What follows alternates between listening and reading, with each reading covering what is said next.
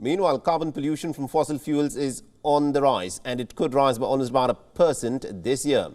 And this rise would mean that emissions will hit an all-time high. The scientists have warned against this at the COP27 Climate Summit. The Global Carbon Budget Report has highlighted the gap between the promises that are being made to cut the emissions and the actions that are being taken and actually implemented.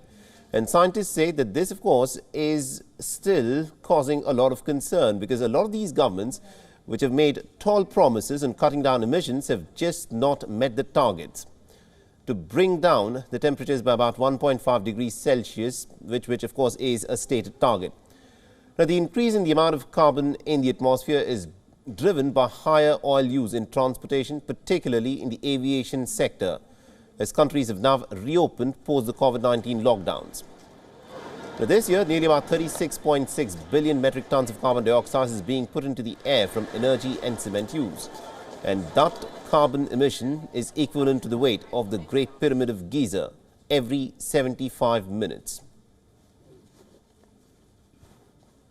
So if we keep emitting the same amount of CO2 every single year for the next 9 years, we will be using up the carbon budget, which means that there is a 50% chance that we will be reaching 1.5 at that time.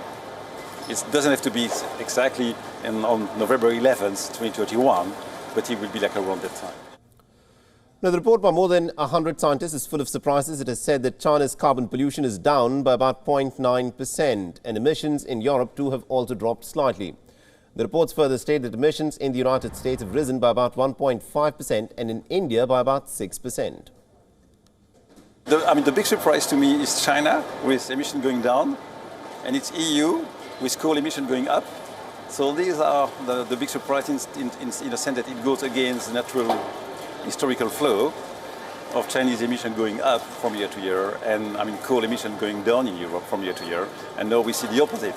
The US, in a sense, of course, there's a little blip and it goes up, but the long-term trend and the ratio between coal and oil and gas is kind of like consistent, more than in Europe, because they're less affected by the. WION is now available in your country. Download the app now and get all the news on the move.